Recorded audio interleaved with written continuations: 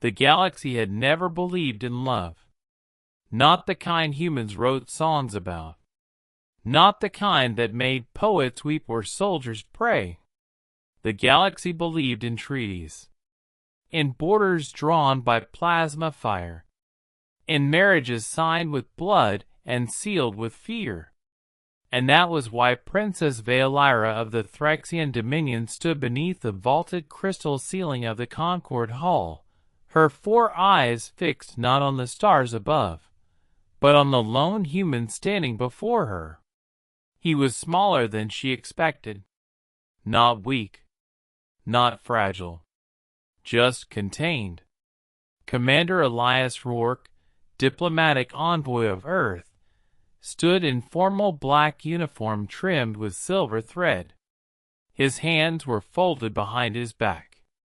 His posture was calm, almost relaxed, an insult to half the assembled species, who still remembered when humans had been considered prey. The air shimmered with translation fields and suppressed hostility. This was not a wedding born of romance. This was a weapon, disguised as peace. The Thraxian Dominion had ruled 3 spiral arms for over 10,000 cycles. They were taller than humans, broader, wrapped in living chitin that hardened when threatened. Their eyes could see in spectrums that made lives glow like wounds.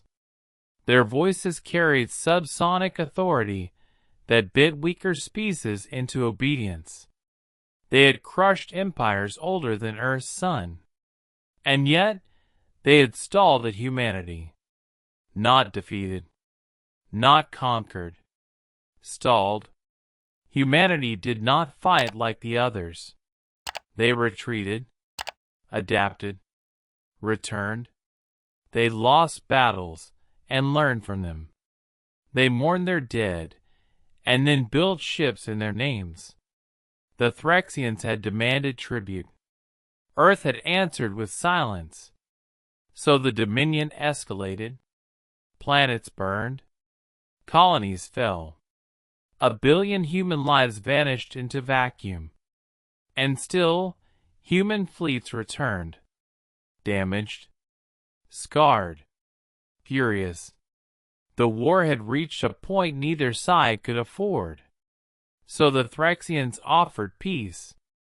On their terms. A political marriage. Princess Vaelira, daughter of the Dominion's Supreme Clade, would bind herself to a human champion. A symbolic submission. A leash. The humans surprised everyone. They accepted. And they sent him. Vaelira studied her future husband as the ceremonial drones hummed around them. He did not look at her with hunger. He did not avert his gaze in fear. He simply met her eyes. That alone unsettled her. Most species could not meet a Thraxian's gaze without trembling. Their instincts screamed submission. Their bodies remembered extinction. The human's pulse was steady. She could hear it. Slow. Measured. Controlled. Commander Elias Rourke, intoned the herald mind, its voice echoing across the hall. Do you accept this binding in the name of peace between species? Elias answered without hesitation. I do. No tremor. No pride. No fear. Vaelira felt something unexpected tighten in her chest. Not affection. Curiosity. The marriage broadcast rippled across known space. To most alien cultures, it was theater. The Thraxians believed they had one. A human bound to a Thraxian princess was a symbol of submission. A message to the stars, Earth kneels now. Within the Dominion, whispers spread. He will break, said the Warclades. He will obey, said the priest castes. He will be forgotten, said the elders. Even Vaelira believed this, at first. After all, he was soft-bodied. No natural armor. No venom. No claws. What threat could he be? Their union moved her to Earth's frontier station, Havenfall, a neutral outpost orbiting a dying blue star. It was there that Vaelira began to notice the first cracks in the Dominion's assumptions. Elias did not demand authority. He earned it. Human soldiers followed him without command codes or pheromone markers. They watched his hands, his eyes, his silence. When he spoke, they listened. When he did not, they still obeyed. He trained with them daily, not as a commander above them, but as one among them. He bled. He failed. He laughed. Vaelira observed from the elevated platforms, her advisors murmuring. Posturing, one said. Primate bonding rituals, said another. Pointless.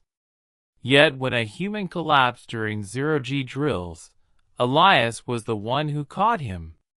When a reactor surge threatened the habitat ring, Elias was the one who sealed the breach, alone, holding the pressure door shut until his suit alarm screamed. Vaelira had watched him afterward, seated quietly in the med bay, hands trembling only after the danger had passed. That was when she realized something unnerving. Humans were not fearless. They were disciplined. The first test of peace did not last. It never does. A rogue Dominion warclade, humiliated by the treaty, launched a surprise assault on Havenfall. Not to conquer. To send a message. Phyrexian strike vessels tore out of subspace like blades through silk. The station alarm screamed. Vaelira felt the shockwaves ripple through the habitat ring. Her guards moved instantly, forming a protective wall around her. Elias did not. He turned toward the fire. Evacuation protocol? She demanded, her mandibles flaring. No time, he replied calmly, already moving. They'll hit the reactor spire in 6 minutes. That sector is undefended. Elias activated his calm. All human units, he said, voice low but absolute. This is not a drill. Something changed in the air. Vaelira felt it. A shift. A tightening. A gathering storm. Humans poured into corridors, armor locking into place, weapons charging, not with fear, but with purpose. Elias did not shout. He did not threaten. He simply said, Hold the line. And they did.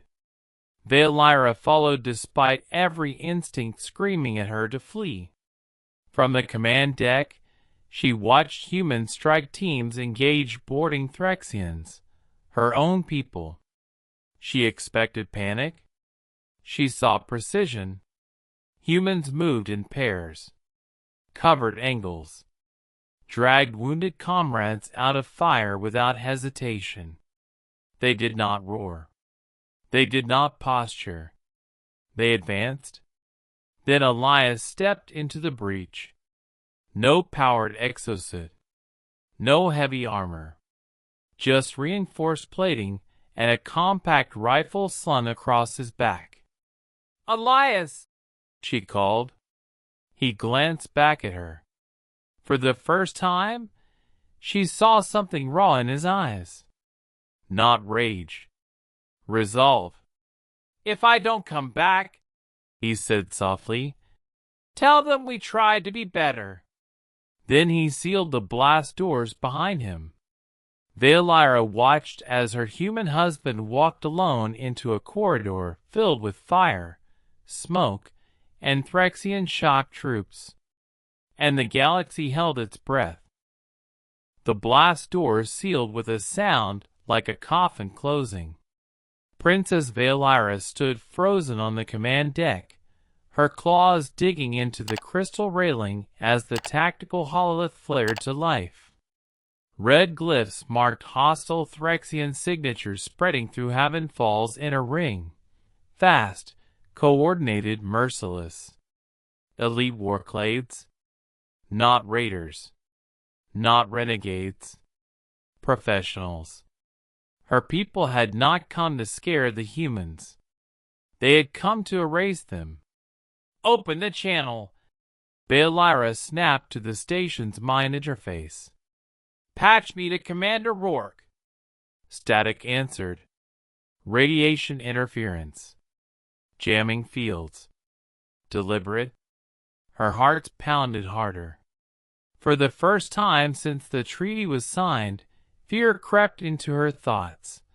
Not fear for herself, but for the man she had been ordered to bind, to control, to display like a conquered banner. Elias Rourke is alone, she realized. And the warclades knew it. Elias moved through smoke like it was an old friend. The corridor lights flickered, casting broken shadows across twisted metal and drifting bodies. Gravity fluctuated in unstable pulses. Every step required adjustment, balance, calculation. He welcomed it. Chaos was honest. His visor flashed warnings, thermal spikes, kinetic impacts, atmospheric rupture, but his breathing remained slow, measured, the way it had been drilled into him long before diplomacy, before medals, before the galaxy learned to say the word human with caution. You don't fight the enemy, his first instructor had said. You fight the moment. The first Phyrexian shock trooper emerged from the smoke with a roar that shook bulkheads. Nearly 3 meters tall. Chitin layered thick enough to shrug off small arms fire. Plasma glaive humming with lethal charge. Elias didn't stop. He slid. The glaive passed inches above his head as he rolled, came up behind the Phyrexian, planted a magnetic charge at the base of its spine, and kicked off the wall. The explosion was tight. Controlled. The warclade fell in pieces. Elias was already moving. From the command deck, Vaelira watched the battle through fragmented sensor feeds. She had expected Elias to retreat, to delay, to die buying time. Instead, he advanced. One human signature, his moved straight into the densest cluster of enemy contacts. Red markers vanished one by one, not in chaotic bursts, but in steady, deliberate intervals. "What is he doing?" one of her advisors whispered, disbelief rippling through his pheromones. "He is hunting them." Vaelira said nothing. She was beginning to understand. Phyrexians were born for war. Their culture revolved around it. Their bodies were shaped by millennia of conquest. Humans? Humans learned war. And learning made them dangerous. Elias reached a junction where 3 corridors converged, an obvious kill zone. The Phyrexians had fortified it with portable shield pylons and overlapping fire arcs. A trap. He smiled faintly inside his helmet. "Control," he murmured into his calm, knowing someone, somewhere, was listening. "Execute return protocol." No confirmation came. None was needed. 30 seconds later, the station's gravity shifted, hard. Loose debris slammed into walls. Phyrexian troops staggered, their mass working against them. Then the lights went out. Total darkness. For 3 heartbeats, there was silence. Then human flares ignited the corridor in stark white bursts, strobe bright, disorienting. Elias charged through the light like a phantom, moving where the Threxians could not see, could not adjust, could not think. He did not shout. He did not rage. He dismantled.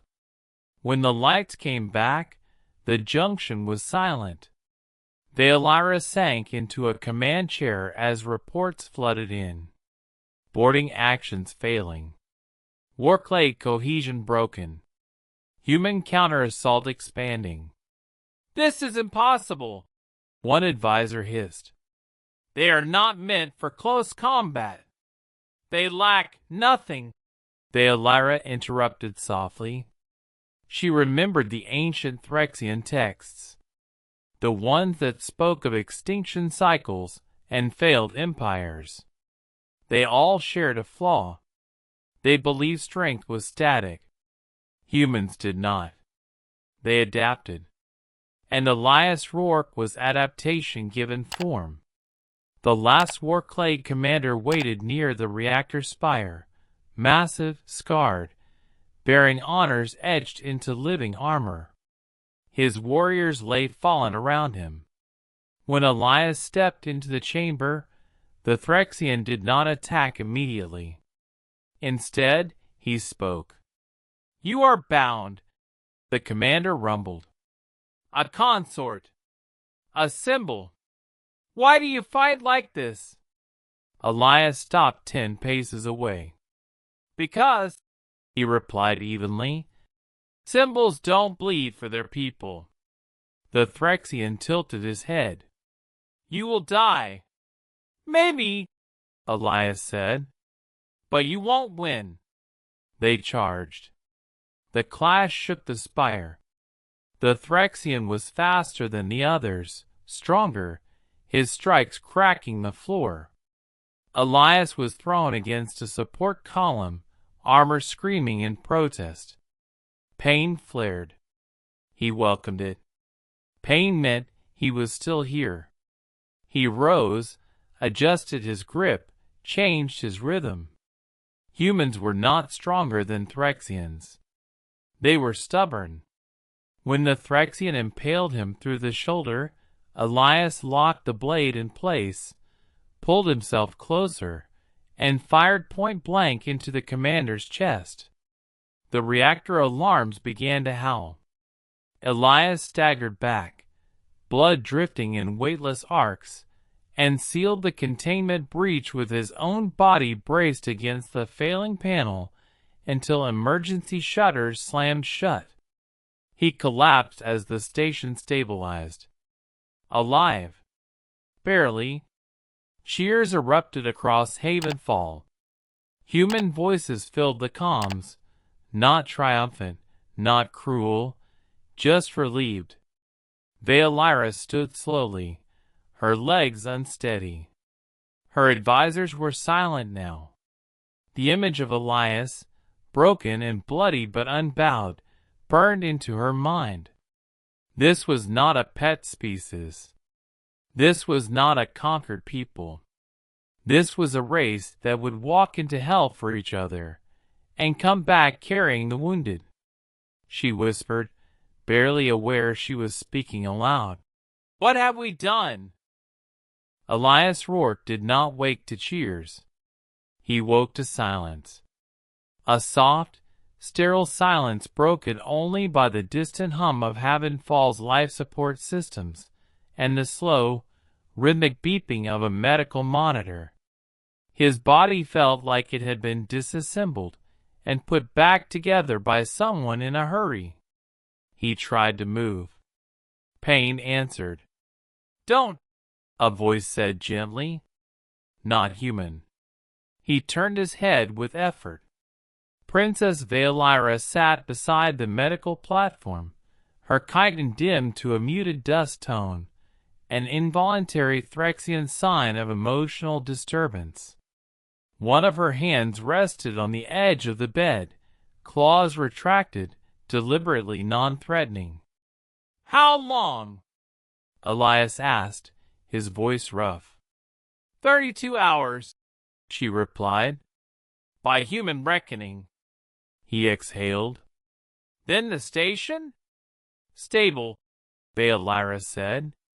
Because of you. He closed his eyes for a moment. Because of us, he corrected. That answer struck her harder than any battlefield revelation. The Dominion's response came swiftly. Too swiftly. A high tribunal was convened, an emergency assembly of Thraxian clade lords, war priests, and memory keepers. Their verdict echoed across secure channels before Elias could even stand unassisted. The rogue warclade's failure was declared an embarrassment. Its destruction? A provocation. The treaty, they claimed, had been violated, not by the attack, but by the response. Humans had killed Thraxian elites. A Thraxian princess had allowed it. A human consort had led the slaughter. Punishment was required. Vaelira received the summons personally. She stood in the medical bay afterward, the holographic seal of the Dominion fading from the air, her posture rigid, her mandibles clenched so tightly they trembled. They demand your execution, she said quietly. Public.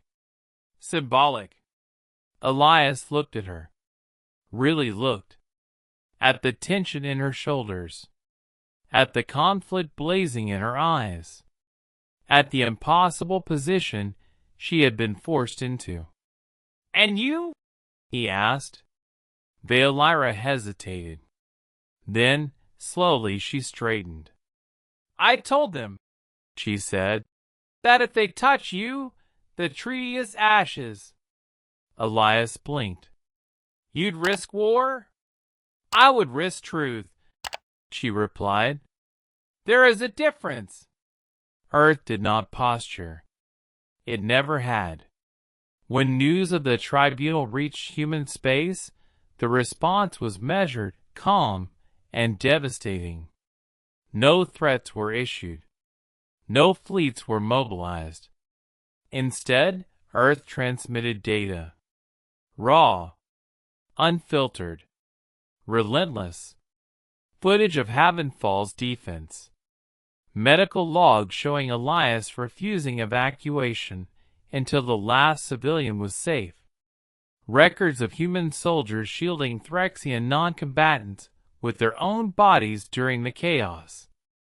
And finally, casualty lists. Names. Faces. Voices.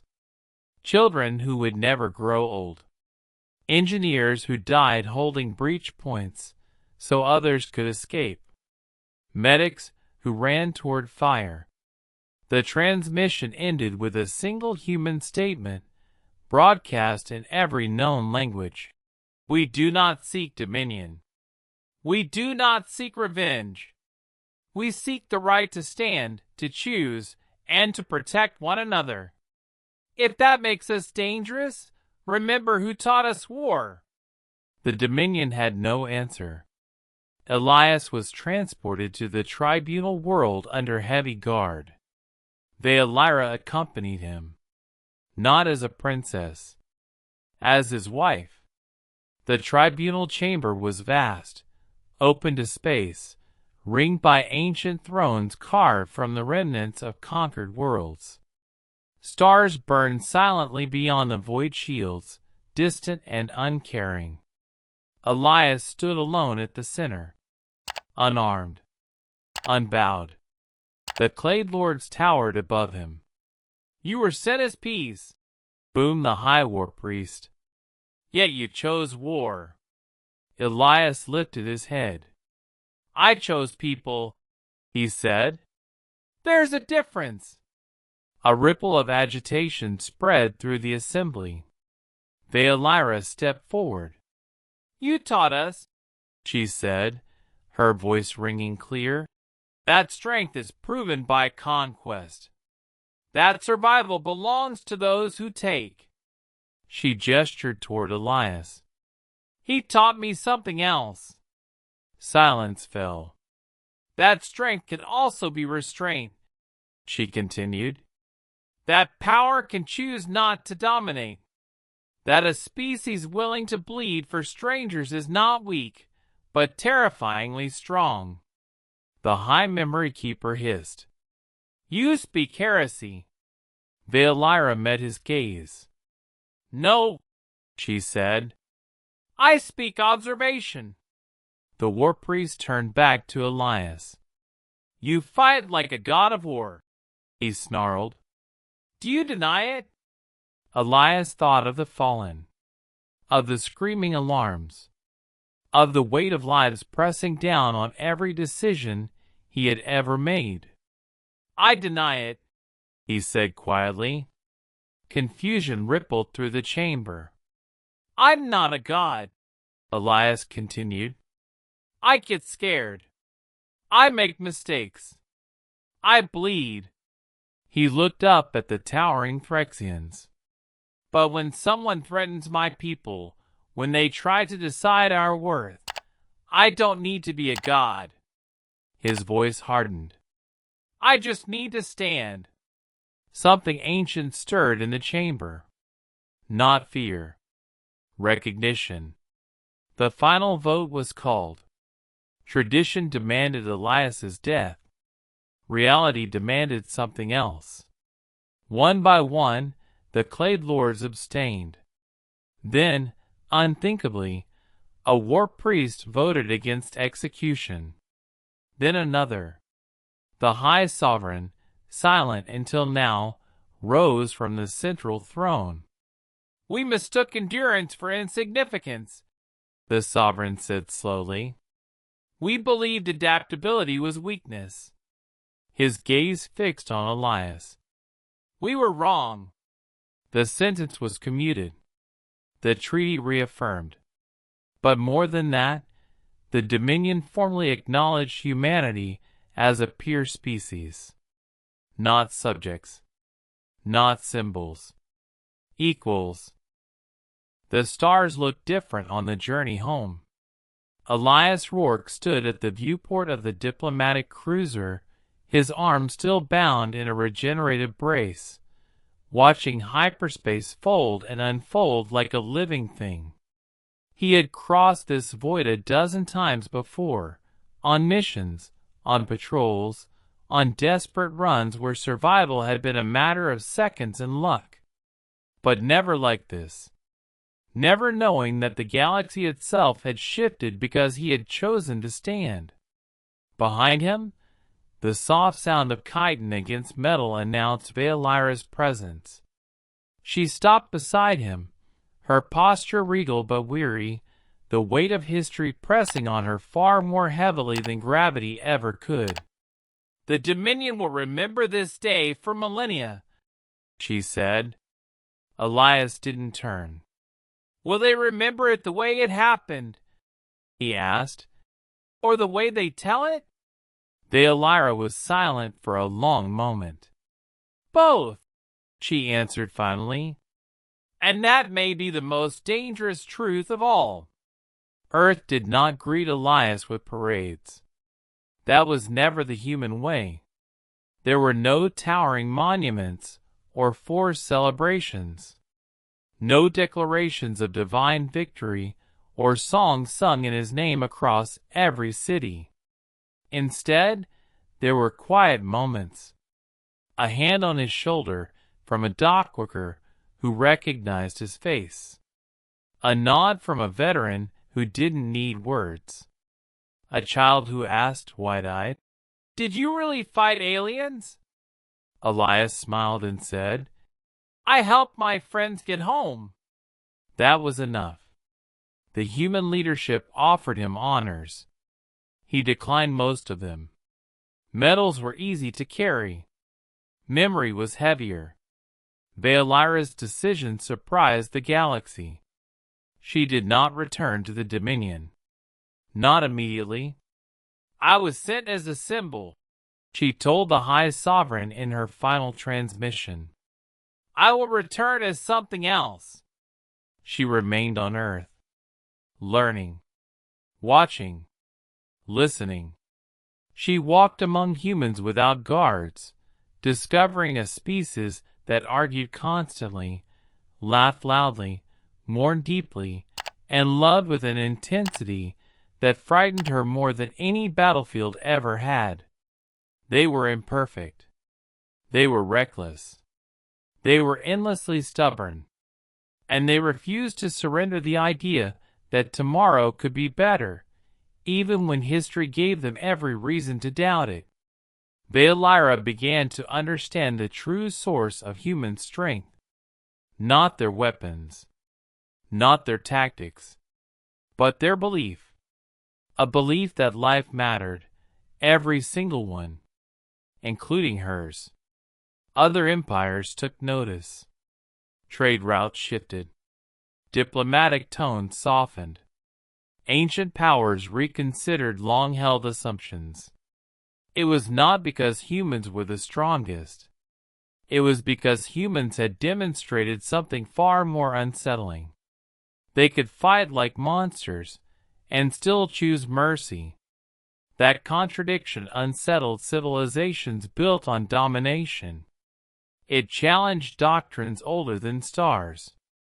The phrase began appearing in foreign academies and war colleges, translated imperfectly but spoken with growing respect. Human doctrine. It did not describe how humans fought. It described why. Years later, long after treaties stabilized and borders cooled, Elias and Vaelira stood together beneath an open sky on a small, unremarkable hill outside a human city. No guards. No banners. Just wind, grass, and distant laughter. "I once believed," Vaelira said, "that power was proven by how many knelt before you." Elias skipped a stone across a nearby stream. "And now I believe," she said softly, "that power is proven by how many stand beside you." He smiled. That was the closest thing to a confession she had ever given. In Phyrexian histories, Elias Rourke would be remembered as the unyielding consort. In human records, he would be a footnote, a name among many, a reminder that no single person carried humanity's strength alone. But in the quiet corners of the galaxy, among traders, explorers, and soldiers who had seen human ships arrive when hope was already dying, another story spread. They spoke of a species that could marry an enemy and turn war into understanding. Of a people who would surround a capital not to conquer it, but to force it to listen. Of warriors who did not call themselves gods, yet fought like the idea of humanity itself depended on it. Because sometimes it did. The galaxy had always believed that size, age, and conquest define greatness. Humans changed that. They showed the stars a different equation. That courage was not the absence of fear, but the decision to act anyway. That strength was not domination, but endurance. That peace was not weakness, but the hardest battle of all. And as the echoes of war finally faded into memory, one truth remained, burned into the consciousness of every species that had watched Earth rise from obscurity to stand among the ancients. And for the first time, the galaxy understood what it truly meant to be human. If this story moved you, if it made you proud of humanity's place among the stars, then subscribe for more human stories from the stars. This is StoryVix, and these are our legends.